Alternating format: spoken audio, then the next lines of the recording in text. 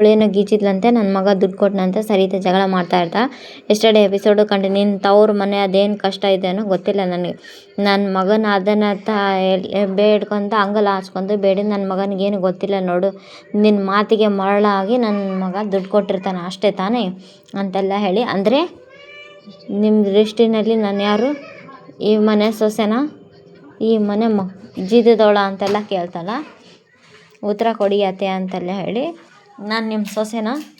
ಜೀತದವಳು ಅಂತ ನಿನ್ನನ್ನು ಮನುಷ್ಯಳಾಗೆ ನೋಡೇ ಇಲ್ಲ, ಇನ್ನು ಸೊಸೆ ಆಗಿಯಾ ಅಂತೆಲ್ಲ ಹೇಳಿ ಅವ್ರು ಜಗಳ ಆಡ್ತಾರೆ. ಮೇಡಮು ಹಾಕು, ನಿನಗೆ ಯಾವತ್ತು ದಗದ ಆಗಿದ್ಮೇಲೆ ನನ್ನ ತವ್ರ ಮನೆ ಮಾತಾಡೋ ಹಾಕು, ಅವರಿಗೆ ಬೈಯೋ ಹಾಕು ನಿಮಗೂ ಇಲ್ಲ ಅತ್ತೆ ಅಂತ ಏನೇ ಅಂದೆ ಅಂತೆಲ್ಲ ಕೇಳಿದೆ. ಸೊಸೆನೇ ಅಲ್ಲದೆ ಇರೋಳು ಮನುಷ್ಯನೇ ಅಲ್ಲದೆ ಮಾತಾಡಿದ್ರು ಅಂತ ಅಂದ್ಕೊಳ್ಳಿ ನೀವು. ಸೊಸೆನೇ ಅಲ್ಲ ಅಂದಮೇಲೆ ತವ್ರ ಮನೆ ಹೆಂಗಾಗುತ್ತೆ? ಜೀತದಾಳಾಗಿ ನೋಡ್ತಾ ಇದ್ದಾರಲ್ಲ, ನನಗೆ ಇದಕ್ಕಿಂತ ಚೆನ್ನಾಗಿ ಮಾತಾಡೋಕ್ಕೆ ಬರಲ್ಲ ಬಿಡಿ ನನಗೆ. ಮನುಷ್ಯರಾಗಿ ನೋಡಿಯೋರನ್ನ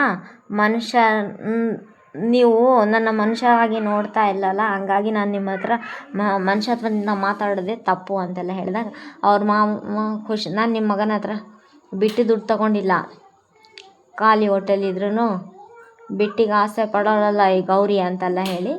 ಅದು ನನ್ನ ಕಷ್ಟದ ದುಡ್ಡು, ನನ್ನ ಬೆವರಿನ ದುಡ್ಡು, ಆ ವಿಚಾರ ನನ್ನ ಗಂಡನಿಗೆ ಗೊತ್ತಿದೆ, ಅಷ್ಟೇ ಸಾಕು ನನಗೆ ಅಂತೆಲ್ಲ ಹೇಳಿ.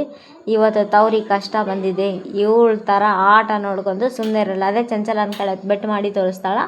ಆಮೇಲೆ ಹಾಗೆ ಇಲ್ಲೊಬ್ಳು ಇದ್ದಾಳಲ್ಲ, ಇವಳ ಥರನೂ ಯಾವುದೇ ಸಂಬಂಧ ಇಲ್ಲದೆ ನಿಂತಿರೋಕ್ಕೆ ಬರಲ್ಲ ನನಗೆ ಅಂತೆಲ್ಲ ಅವ್ರ ಅಕ್ಕನ ಮೋನಿಕನ ಕಡೆನೂ ತೋರಿಸಿ ಬೆಟ್ ಮಾಡಿ ಹೇಳ್ತಾ ಇರಬೇಕಾದ್ರೆ ಈ ಕಡೆ ಸರಿತಾಗ ಕೋಪ ಅಂದರೆ ಕೋಪ. ಮಗಳಾಗಿ ನಾನು ತವ್ರಿನ ಕಷ್ಟಕ್ಕೆ ನಾನು ಹೇಗೆ ಸಹಾಯವಾಗಿ ನಿಲ್ತೀನೋ, ನಾಳೆ ದಿವಸ ನನ್ನ ಗಂಡನ ಮನೆ ಕಷ್ಟ ಬಂದರೆ ಈ ಮನೆಗೆ ಸೊಸೆಯಾಗಿ ನಾನು ನಿಲ್ತೆ. ಈಗ ನನಗೊಂದು ಅರ್ಥ ಆಯ್ತು. ಗಂಡನ ಮನೆಯಲ್ಲಿರೋ ಹೆಣ್ಣೆಲ್ಲ ದುಡಿಬೋದು, ಆ ದುಡ್ಡನ್ನ ಗಂಡನ ಮನೆ ಸೊತ್ತು ಆಗಿರ್ಬೋದು, ತವ್ರ ಮನೆಗೆ ಮಾತ್ರ ಆ ದುಡ್ಡನ್ನ ಆ ಹೆಣ್ಣು ಕಷ್ಟಕ್ಕೆ ಬಳಸ್ಕೊಂಡ್ರೆ ಅದು ದೋಚಿ ದುಡ್ಡಾಗುತ್ತೆ ಅಲ್ವಾ. ಅದನ್ನು ಇವತ್ತಿನ ಅರ್ಥ ಮಾಡಿಸಿದ್ಕೆ ನಿಮಗೆ ತುಂಬ ಧನ್ಯವಾದಗಳು, ಥ್ಯಾಂಕ್ಸ್ ಅಂತೆಲ್ಲ ಹೇಳಿ ಗೌರಿ ಕೈ ಮುಗಿದ್ಬಿಡಿದೆ. ಗೌರಿ ಕೈ ಮುಗಿದಾಗ ಇವರೇ ಚಂಚಲ ಅವ್ರಿಗೆಲ್ಲ ಡ್ರಾಮಾ ಅಂತೆಲ್ಲ, ಹೇಗಿದ್ದೀರಿ ವೀರಣ್ಣಗೆ ಅದು ದೊಡ್ಡದು 100 ಗಣೇಶನ ವಿಗ್ರಹ ಮಾಡೋದು, 1000 ಗಣೇಶನ ವಿಗ್ರಹ ಮಾಡೋ ಕಾಂಟ್ರಾಕ್ಟ್ ಸಿಕ್ಬಿಡುತ್ತೆ.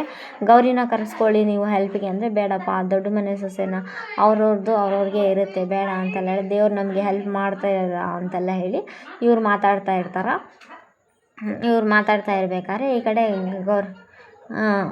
ಗೌರಿ ಅವ್ರ ಅತ್ತೆ ಹೇಳಿದ್ದು ನೆನೆಸ್ಕೊಂಡು ಇವತ್ತು ದುಡ್ಡು ಸಾಗಿಸ್ತಿದ್ದಾಳ, ಈ ಮನೆ ಪಾತ್ರ ಎತ್ಕೊಂಡು ಹೋಗ್ತಾಳ ಅಂತೆಲ್ಲ ಹೇಳಿ ಚಂಚಲ ಅವರೆಲ್ಲ ಚುಚ್ಚಿ ಮಾತಾಡಿದ್ದು ಅಳ್ತಾ ಇರ್ತಾರೆ. ಅದೇ ಟೈಮಿಗೆ ವಿವೇಕ ಅಪಾಯಿಂಟ್ಮೆಂಟ್ ಆರ್ಡ್ರ್ ತಂದಿರ್ತಾನೆ. ಅಪಾಯಿಂಟ್ಮೆಂಟ್ ತಂದಾಗ ಗೌರಿ ಅಳ್ತಾ ಇರ್ತಾಳೆ. ಗೌರಿ ಅಳ್ತಾ ಇದ್ದೆ, ಹೇಳಿ ಅಂತ, ನಿನಗೊಂದು ಗುಡ್ ನ್ಯೂಸ್ ಇದೆ ಪುಣ್ಯವತಿ ನನಗೆ ಅಂತೆಲ್ಲ ಕೇಳ್ತಾಳೆ. ಈ ಪ್ರಪಂಚದಲ್ಲೇ ನನಗೂ ಗುಡ್ ನ್ಯೂಸ್ ಹೇಳೋ ಜನ ಇದ್ದಾರೆ ಅಂತೆಲ್ಲ ಹೇಳ್ತಾಳೆ. ನಮ್ಮ ಕಂಪ್ನಿಗೆ ನೀನು ಡಿಸೈನರ್ ಆಗಿ ಕೆಲ್ಸಕ್ಕೆ ತೊಗೊತಾ ಇದ್ದೀನಿ ಅಂತೆಲ್ಲ ಹೇಳಿದಾಗ ಬೇಡ ಅಂತೆಲ್ಲ ಹೇಳ್ತಾಳೆ.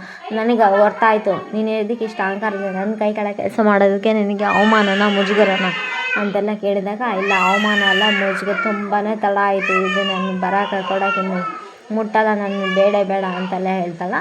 ಅದೇ ಟೈಮಿಗೆ ನೇರವಾಗಿ ಮುಖ ಹೊಡೆದು ಮಾತಾಡ್ತೀನಿ ಅಂತ ನನಗೆ ಚೆನ್ನಾಗಿ ಗೊತ್ತು, ಆದರೆ ನೀವು ನನ್ನ ಪರವಾಗಿ ಯೋಚನೆ ಮಾಡಿದ್ದಕ್ಕೆ ಥ್ಯಾಂಕ್ಸ್ ಅಂತೆಲ್ಲ ನನಗೆ ಅರ್ಥ ಆಯಿತು ಅಂತೆಲ್ಲ ಹೇಳಿ ಚುಚ್ಚಿ ಮಾತಾಡ್ತಾ. ಅದೇ ಟೈಮಿಗೆ ಅವರು ಆಶಾ ಮೇಡಮ್ ಅವ್ರು ನನಗೆ ಬಲವಂತ ಮಾಡಬೇಡ, ನನ್ನೇನು ಕೇಳಬೇಡ, ನನಗೆ ಈ ಕೆಲಸ ಬೇಡ ಅಂತ ನೋಡ್ದ ಚಿಕ್ಕಮ್ಮ ಹೇಗೆ ಮಾತಾಡ್ತಾಯಿದ್ದೆ, ಆ ಮಾತು ಕೇಳಿಸ್ಕೊತ ಅವಳು ಬಾರಿಸ್ಬೇಕು ಇಲ್ಲಪ್ಪ ನನಗೆ ಅನ್ನಿಸ್ತಾ, ಅವಳು ಕೈ ಹಿಡಿದು ಕಣ್ಣಿಗೆ ಒತ್ಕೋಬೇಕು ಅನಿಸುತ್ತೆ ಅಂತ ಆಶಾ ಹೇಳ್ತಾಳೆ. ಅವಳು ಆಡಿರೋ ಮಾತಿದೆಯಲ್ಲ, ಬರೀ ಅವಳೊಬ್ಬಳೆ ಮಾತಲ್ಲ ಕಣಪ್ಪ, ಸ್ವಾಭಿಮಾನ ಬದುಕ್ತಾ ಇರೋ ಪ್ರತಿ ಹೆಣ್ಣಿಗೂ ಎದೆ ಕೂಗೋದು ಕಣದ, ಅವಳ ಥರ ಸಪೋರ್ಟ್ ಮಾಡ್ತಾ ಇದೆಯಲ್ಲ ಚಿಕ್ಕಮ್ಮ ಅಂತಾಳೆ. ಅವಳು ದುರಹಂಕಾರ ಅಲ್ಲ, ಅವಳು ಸ್ವಾಭಿಮಾನಕ್ಕೆ ಸೈ ಅಂತ ಇದ್ದೀನಿ ಕಣಪ್ಪ ಅಂತಾಳೆ. ಕಷ್ಟ ಇದ್ರೂ ತನ್ನ ಗಂಡನ ಮನೆ ಶ್ರೀಮಂತಿಗೆ ಅವ್ರ ಮನೆ ಯಾವತ್ತಾದರೂ ಬಳಸ್ಕೊಂಡ್ಲಾ? ಇಲ್ಲ ತಾನೇ.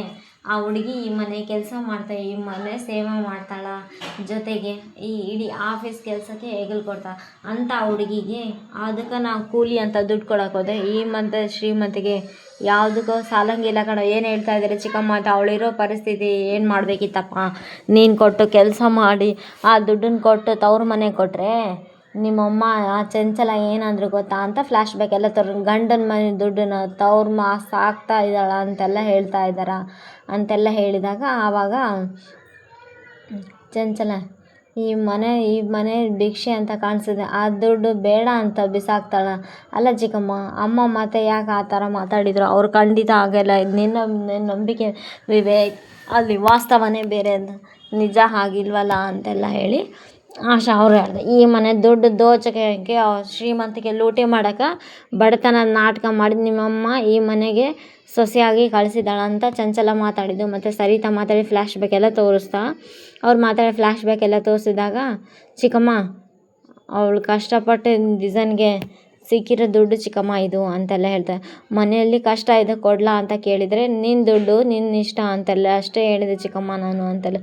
ಆದರೆ ಮನೆಯಲ್ಲಿ ಆ ದುಡ್ಡಿಗೂ ಇಷ್ಟ ದೊಡ್ಡ ಗಲಾಟೆ ಆಯ್ತಲ್ಲ ಅಂತೆಲ್ಲ ಚಿಕ್ಕಮ್ಮನ ಎದೆ ಒಳಗೆ ಸ್ವಾಭಿಮಾನ ಕಿಚ್ಚಿರುವ ಹೆಣ್ಮಗಳು ಹೇಗೆ ನಡ್ಕೋಬೇಕು ಅವಳು ಹಾಗೆ ನಡ್ಕೊಂಡ್ಲು ಕಣಪ್ಪ ಅಂತೆಲ್ಲ. ಅದನ್ನು ನೀನು ಈಗೂ ಅಂದ್ಕೊಂಡು ಅಷ್ಟೇ ಕಣ. ನೋಡು ವಿವೇಕ್, ನಿನ್ನ ಮನೇಲಿ ಇಲ್ಲದೆ ನಿಮ್ಮಮ್ಮ ಆ ಚಂಚಲ ಅವಳಿಗೆ ಎಷ್ಟು ಅವಮಾನ ಮಾಡಿದ್ರು ಗೊತ್ತಾ ಅಂತೆಲ್ಲ ಹೇಳಿ ಕಡೆಗೆ ಪಾಪ ಅವಳನ್ನ ಹೆತ್ತೋರ್ಗೂ ಬೈದ್ರು ಗೊತ್ತಾ ಅಂತೆಲ್ಲ ಅವ್ರು ಚಂಚಲ ಆಡಿರೋ ಮಾತೆಲ್ಲ ತಪ್ಪೇನಿದೆ ಅಂತೆಲ್ಲ ಕೇಳಿದ್ರು.